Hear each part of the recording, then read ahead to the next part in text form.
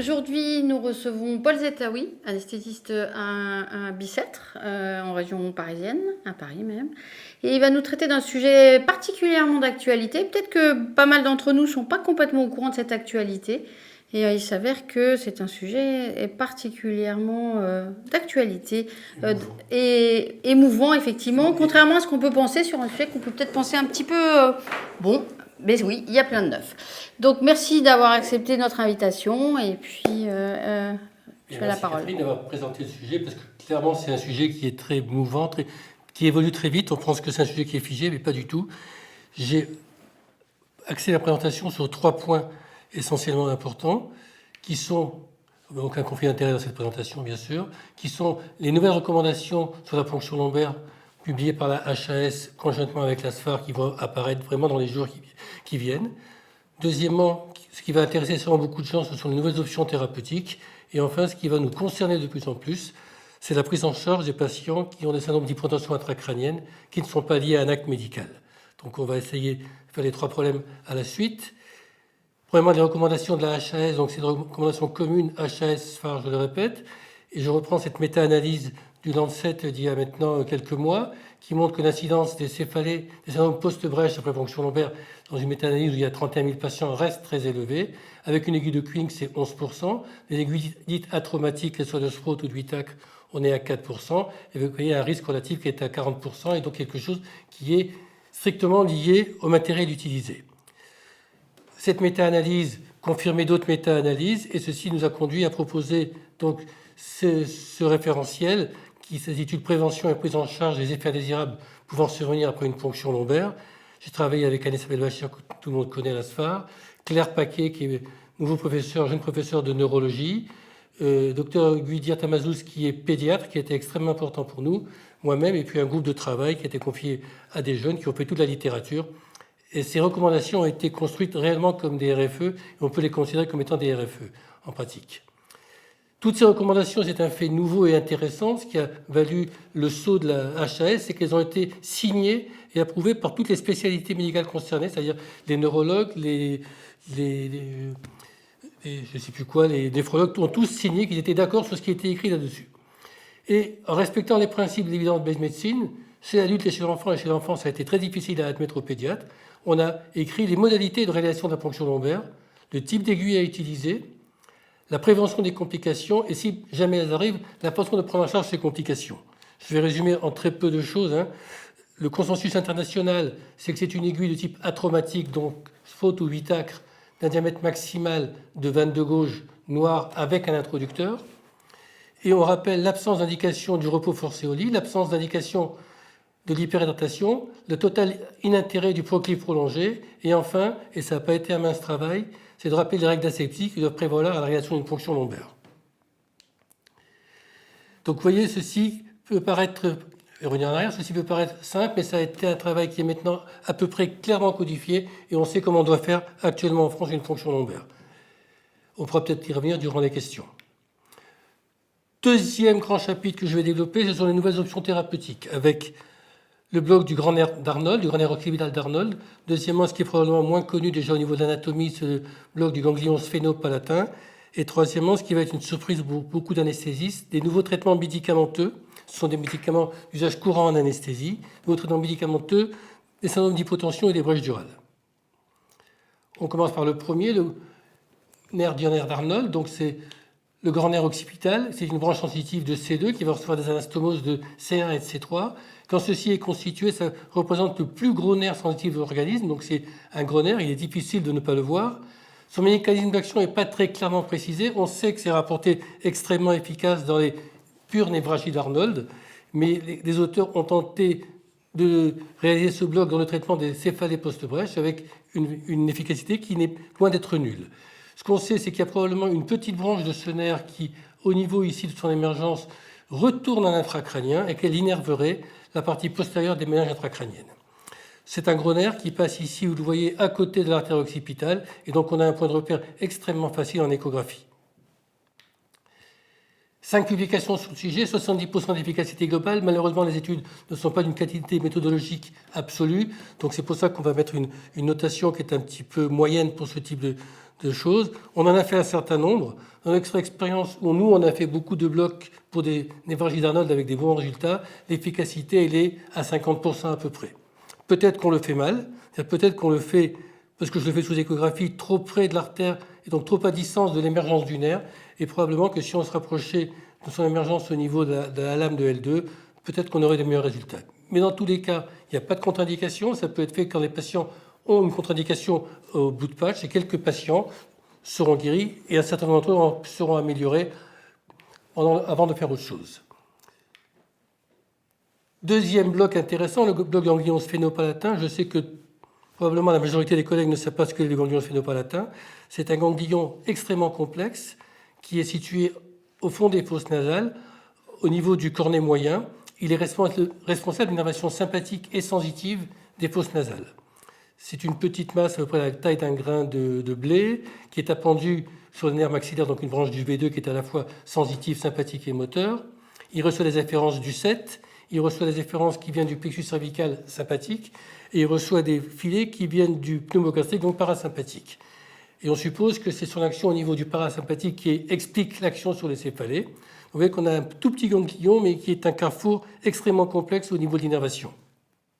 Lui aussi, l'anatomie nous apprend qu'il a un rameau récurrent qui retourne dans le intracrânien et qui serait responsable de l'innervation, de la vascularisation des méninges antérieurs cette fois-ci. Voici ce que c'est ce ganglion, cette imagerie. C'est ce que j'ai marqué ici en jaune, c'est ces deux points en jaune. On en a un de chaque côté, bien sûr. En face, au fond des fosses nasales, en face du cornet moyen. Et vous voyez ici le ganglion qui est ici et qui vient du 7, il est du 5, pardon, il est post-gassérien. Il reçoit des afférences qui viennent de partout. Donc, quelque chose d'extrêmement important, d'extrêmement complexe.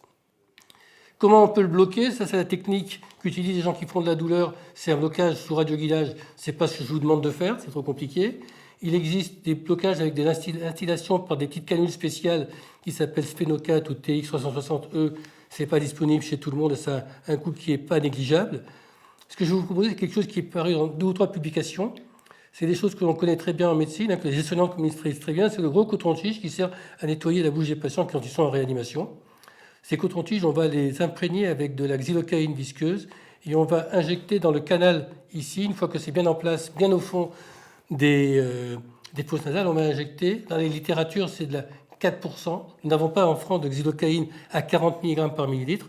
On peut utiliser du xylocarde, 50 mg par millilitre, en mettant à peu près 1 millilitre. Vous voyez que ce sont des doses extrêmement faibles. Quand on regarde la publication, une publication ici limitée, 10 patientes, 10 parturientes d'épreuves post-césarienne, 10 parturientes qui vont avoir ce traitement-là en jaune versus celles qui ont traitement conservateur. Vous voyez que la vitesse de guérison, ici ce sont les EVA, la vitesse de la disparition de la douleur est extrêmement importante. Ce qui est un petit peu surprenant dans cette étude, c'est que les parturientes n'ont plus mal à 24 heures. C'est pas très grave, et ça montre, et va confirmer l'étude suivante qui montre que ça agit extrêmement vite. Une étude mieux faite, un groupe historique de 30 parturientes en bleu ici, contre un groupe traité de 42 parturientes, qui vont avoir, comme je vous l'ai dit, peu importe les détails, de la xylocaïne à 4% sur un coton-tige imprégné, puis on va injecter un petit peu de xylocaïne dans le canal du tampon-tige, du coton-tige, et on voit ici la vitesse, la disparition des femmes qui sont sans céphalée. Vous voyez qu'à J1, J2, J7, il n'y a pas de différence entre les deux groupes. Le groupe traité, c'est le groupe en jaune, mais que ce bloc agit plus rapidement que le blood patch, avec surtout aucune complication, aucune contrainte, pas d'effet secondaire rapporté. Donc c'est probablement quelque chose qui est relativement intéressant à faire. Troisième question, là vous êtes un petit peu surpris, c'est est-ce qu'on va bientôt décurariser les brèches durales? L'anecdote, c'est des collègues qui font une rachianesthésie chez une femme qui va présenter pour une césarienne, qui va présenter un syndrome post-PL. Ils attendent 48 heures pour faire le blood patch. Et entre-temps, ils sont obligés de la réopérer plus ou moins en urgence. Il endorme, il la curarise, la décurarise. Au réveil, elle n'a plus de céphalée post-brèche. Ils réfléchissent. On ne sait pas très bien ce qu'ils font entre le cas clinique qui rapporte et la publication, que cette fois-ci une étude randomisée contrôlée double aveugle, qui est extrêmement bien faite au plan méthodologique, publiée dans Anesthesia Analgesia. 44 patients dans le groupe parturant dans le groupe contrôle, 41 dans le groupe prostigmine atropine. Ils vont administrer de la prostigmine 20 mg kg, l'atropine 10 microgrammes kg comme on le fait habituellement. Ils le font en 5 minutes toutes les 8 heures jusqu'à une UVA de 3 et ils répètent ceci maximum pendant 3 jours. En cas d'échec, il faut un bout de patch. Dans le groupe contrôle, les patients ont un bout de patch à la demande. Et on se rend compte ici, ici on a le groupe en bleu, le groupe contrôle, le groupe en jaune, le groupe traité. On se rend compte que les femmes qui ont eu le traitement par prostaglandine atropine vont n'avoir aucun bout de patch et vont être guéries extrêmement rapidement. Et qu'au 3e jour, il n'y a pratiquement plus de femmes qui ont mal à la tête et qu'aucune d'entre elles n'aura un bout de patch, alors qu'il y aura 7 bouts de patch, donc 1 sur 6 dans le groupe des patients qui sont dans le groupe contrôle. C'est très surprenant. Comment ça marche? Il y a quelques effets secondaires. On reprend ici, mais vous les connaissez, les effets secondaires de l'atropine et de la prostaglandine sont les crampes abdominales, les douleurs abdominales, les spasmes musculaires, l'hyperactivité vésicale. Il n'y a pas de bronchospasme.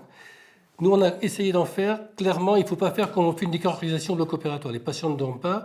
Le premier, on n'avait pas fait très attention. On avait injecté trop rapidement et c'est insupportable pour les patients, un petit peu inquiétant pour nous. Donc nous, on les passe maintenant dans des perfusions. On n'a pas fait beaucoup, on est pas dans une perfusion très lente. Et on est au bloc opératoire, en salle de réveil, monitoré, et on surveille les patients. Avec ceci, on a des améliorations, clairement. Le mécanisme d'action de ceci, c'est la vasoconstriction cérébrale. Les deux médicaments, quel que soit le mécanisme, aboutissent tous les deux à une vasoconstriction cérébrale et de façon moins importante à une augmentation de la production de LCR. Ce qui est à mon avis pas le phénomène le plus important. Le phénomène le plus important, c'est pour ça que tout à l'heure je parlais pour les deux blocs qu'on faisait, le ganglion sphénopalatin et l'élan d'Arnold, de cette branche récurrente qui serait responsable de l'innervation sympathique, de la vascularisation ménagée. Le 3e point, ceci va nous concerner parce que la demande est de plus en plus prégnante.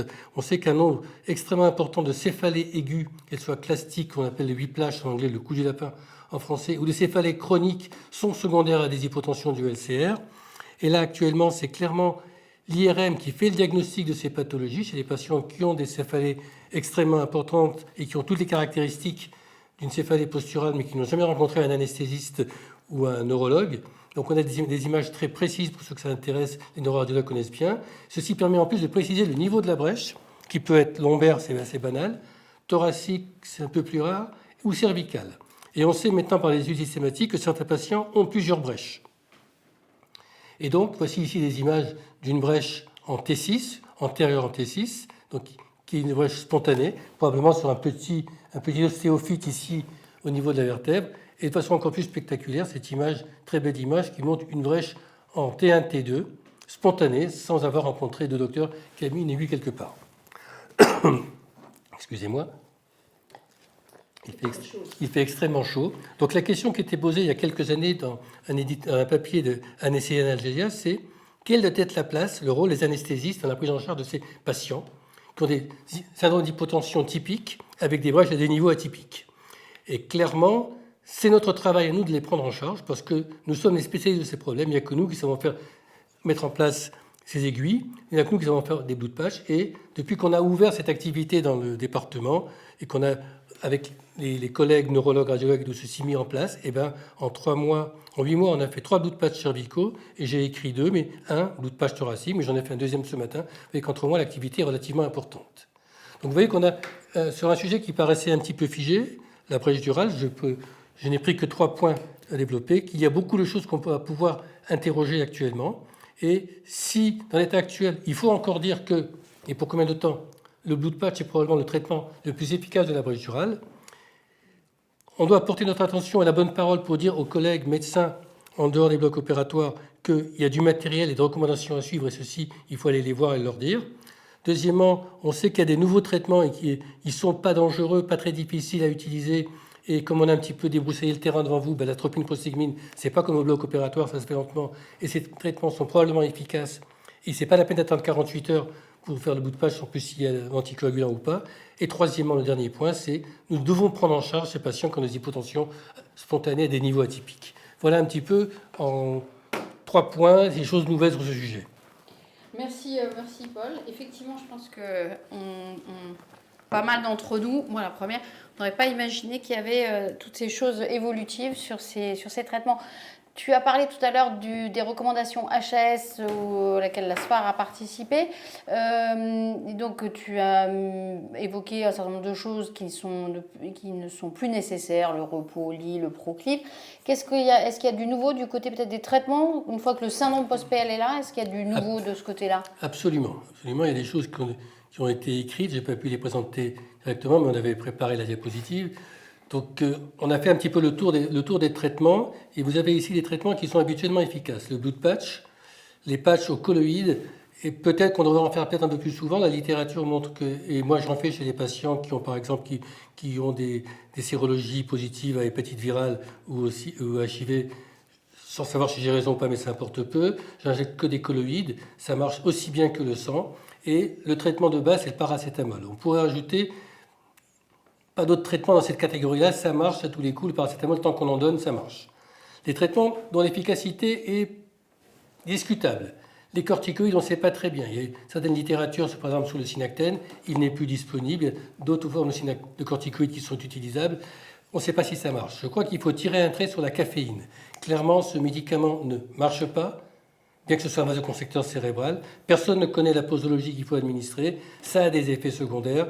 Ce n'est pas que les effets secondaires passagers. Il est décrit des équivalents du syndrome de Terson, des hémorragies intrarétiniennes graves qui nécessitent de la chirurgie pour récupérer avec des séquelles. Donc ce n'est pas un bon médicament. Donc il faut arrêter ceci, ça ne marche pas. Les anti-inflammatoires, ça peut marcher. Moi, je les préfère du type anti-COX-2. Si on doit faire un geste invasif derrière, c'est peut-être moins dramatique. Un certain nombre de publications sur les gabapentinoïdes qui marcheraient, je rappelle qu'ils ne sont pas à utiliser chez la femme qui vient d'accoucher parce que ces médicaments passent dans le lait et que donc ils sont contre-indiqués chez le bébé. La théophyline, à l'inverse, avec des publications contrôlées qui semblent marcher mieux que la caféine, donc la théophyline, l'euphyline, et un papier même qui est sorti hier, que j'ai lu hier, qui fait la théophyline en intraveineux durant la césarienne, qui montre que les femmes qui ont reçu la théophyline font moins de céphalées de brèche que celles qui n'ont pas eu de théophyline. Bon, ce médicament marche, il faut relire la littérature. À l'époque, on a publié ceci, puisque maintenant ça date de quelques mois ce tableau, les deux blocs dont je vous parlais étaient d'efficacité incertaine. C'est sûr que c'est moins performant que le blood patch, mais il faut les bien garder en tête. Surtout, ce qu'il faut éliminer, c'est tout ce qui ne marche pas. Les triptans, ça ne marche pas, et la seule étude qui montre quelque chose montre que ça ne marche pas. Le tramadol, ça ne marche pas, et ça aggrave la symptomatologie. Tous les morphiniques ou les morphinométiques sont vasodilatateurs cérébraux, donc ils ne peuvent qu'aggraver la pathologie. En plus, ils aggravent les nausées et vomissements, c'est pas très bien. Ils entraînent un globe vesical, ce qui est pas très bien si on les remplit. Et enfin, la carbamazépine ne marche pas du tout dans ce tableau-là. Donc vous voyez qu'on a retiré un certain nombre de médicaments. Vous pouvez retirer le efferalgan-codéiné, ça ne marche pas avec la codéine. Vous pouvez retirer le tramadol et tout ce qui va autour. Et vous restez pas grand-chose comme médicament, malheureusement, et des choses dont on ne sait pas très bien si ça fonctionne. Voilà, donc vous voyez, on a un petit peu, sur les bases d'évidence de médecine, un petit peu débroussaillé le terrain pour dire ce qui marche peut-être, et ce qui marche certainement pas. Ok, très bien. Alors, je rappelle à tous ceux qui nous suivent que vous pouvez envoyer vos questions soit sur le site, soit sur la partie Facebook. Donc, n'hésitez pas. Une première question. À partir de combien de temps, après un bloc du ganglion sphénopalatin, peut-on autoriser la levée? Doit-on respecter les doses maximales admises pour la xylocaïne pour ce bloc? Alors, la levée, alors je n'ai pas eu le temps d'expliquer, on laisse les cotons-tiges 15 minutes en place, on les retire. Si le patient ou la patiente est guéri, on les enlève et on les laisse 1 heure en salle de réveil ou n'importe où, et après ils reprennent une vie normale. Si ce n'est pas suffisant, si la céphalée n'a pas disparu, on recommence une séance de 15 minutes. En ce qui concerne les doses maximales, la xylocaïne, les doses sont extrêmement élevées, elles sont de 6 mg kg. Là, on est sur la base de 150 mg au total maximum. Donc on est très loin des doses toxiques théoriques de médicaments et il n'est nulle part rapporté d'intoxication aux anesthésiques locaux avec ces doses-là. Maintenant, quelle est l'absorption réelle quand vous trempez un coton-tige avec de la xylo à 2% dans les postes nasales? Je crois que personne ne peut vous dire l'absorption réelle. À l'inverse, il y a des papiers où ils ont utilisé des choses plus simples encore. Ils ont fait de la pulvérisation avec de l'axilo qu'on utilise nous, qu'on utilisait pour l'intubation, pour les cordes vocales. Là, chaque pulvérisation, ça fait 50 mg. Donc il faut savoir que c'est extrêmement important. Et les études avaient démontré en pédiatrie qu'on arrivait très vite au taux toxique chez l'enfant. Donc chez l'adulte, il faut voir le nombre de pulvérisations que vous faites en voyant ce que vous avez, calculant le nombre de milligrammes qu'il y a dans chaque pulvérisation. Mais là, ça monte très très vite, donc faites attention. Ça a aussi été une option qui a été proposée dans notre papier, c'est d'utiliser l'axilo en spray qu'on utilise nous en anesthésie pour les cordes vocales. Dans un papier, c'est rapporté comme étant efficace. Donc la sortie après, donc les doses totales, j'ai dit, la sortie après, je pense qu'une heure après, si les patients ne présentent aucun problème, ils peuvent sortir sans aucun problème.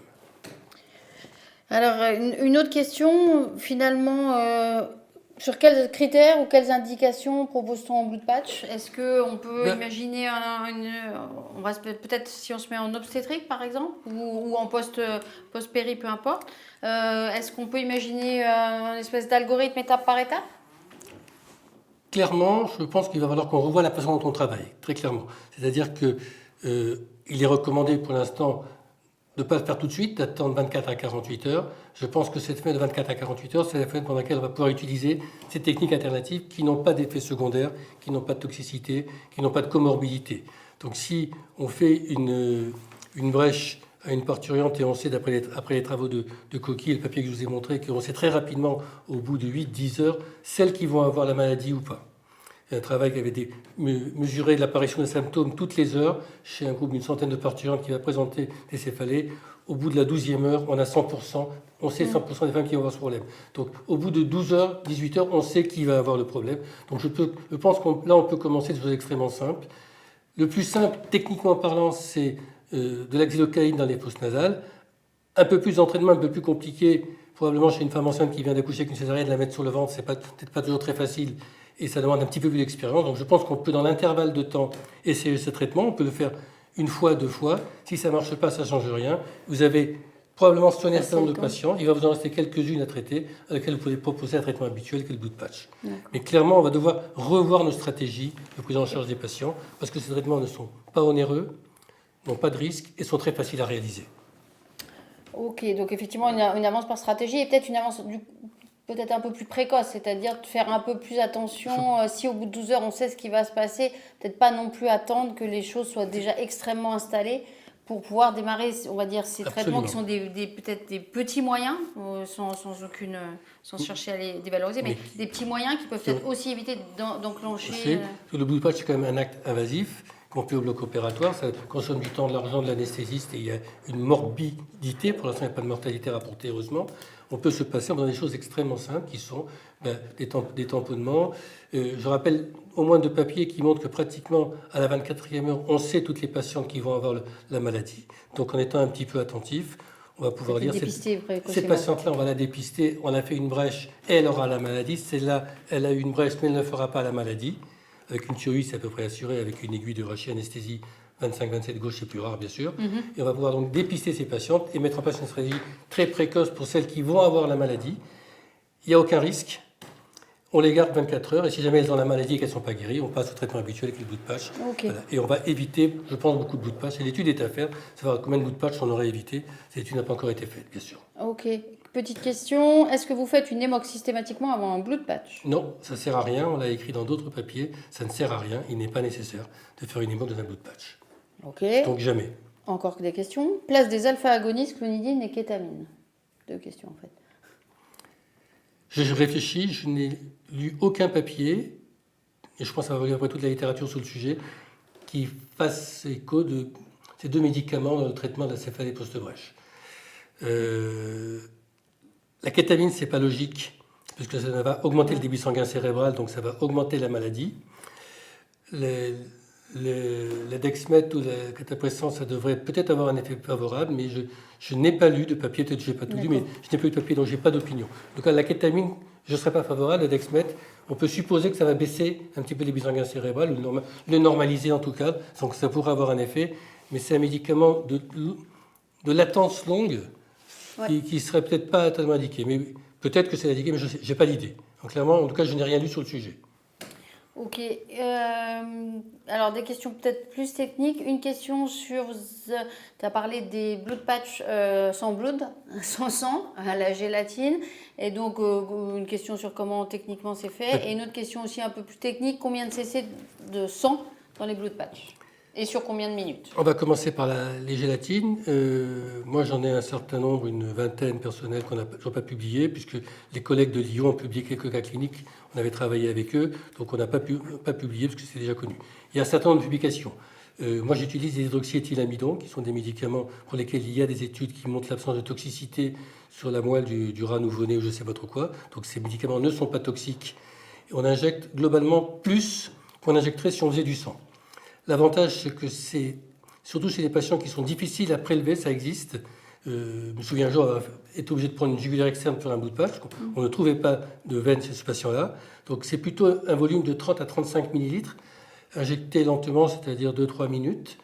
Et dans notre expérience, et celle rapportée par les différentes équipes, il n'y a pas d'échec. Et c'est surprenant qu'on ne trouve pas d'études contrôlées, bien faites, de gros effectifs là-dessus, parce que aucune des situations rapportées ne rapporte d'échec avec ce médicament. Le volume moyen dans un blood patch, en France, il y avait une étude qui avait été faite il y a longtemps par Souron, le fils, Rémi Souron, qui montrait que le volume moyen en France était de 20 millilitres, c'est-à-dire une seringue. On aurait des seringues de 30, on ferait 30, on aurait des seringues de 15, on ferait 15.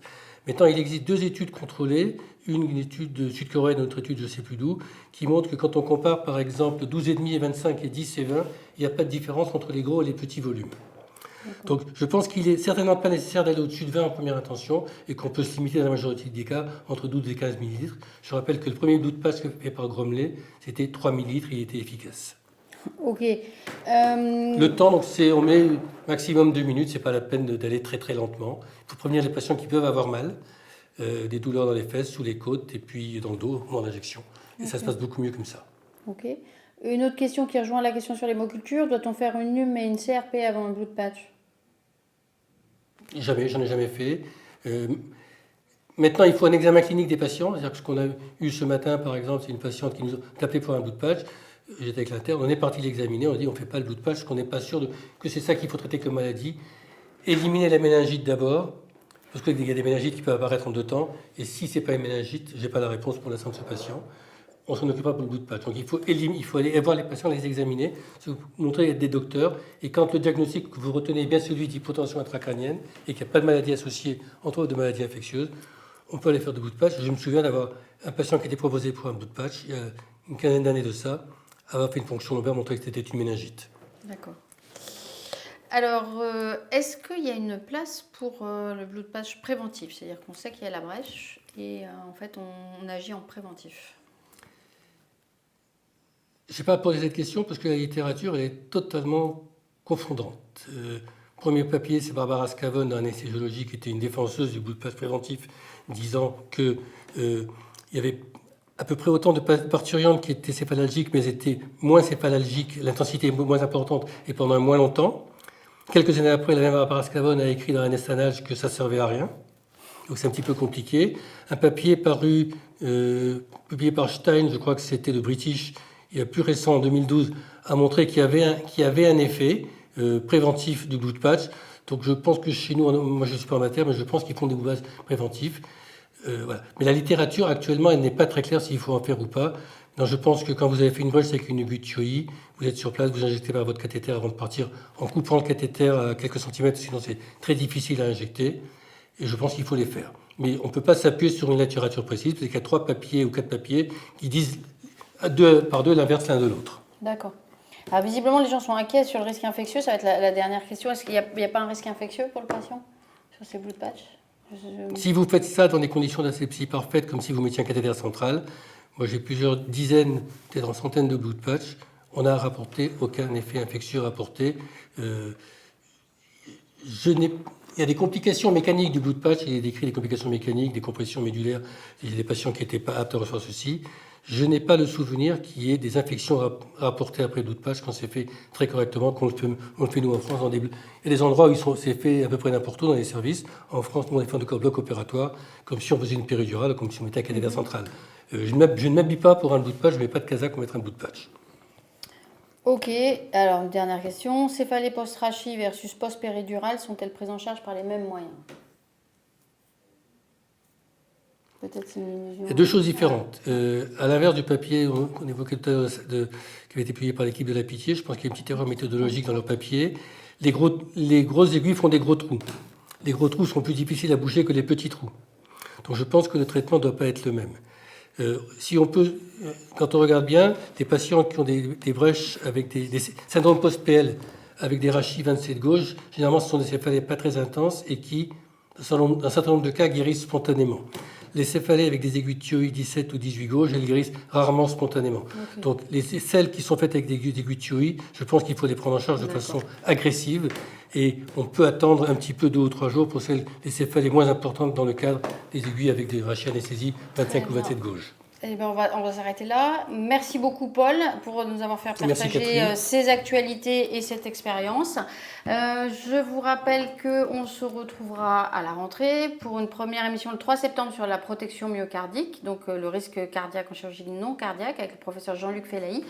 D'ici là, je vous laisse consulter le programme du congrès qui est en ligne depuis quelques temps. Oui. Et puis, éventuellement, inscrivez-vous et profitez des tarifs préférentiels. Ils ne sont pas encore inscrits? Et puis, non, mais ils sont déjà tous inscrits. Et puis, on vous retrouve donc après les vacances, le 3 septembre. D'ici là, portez-vous bien. Merci. Merci à tous.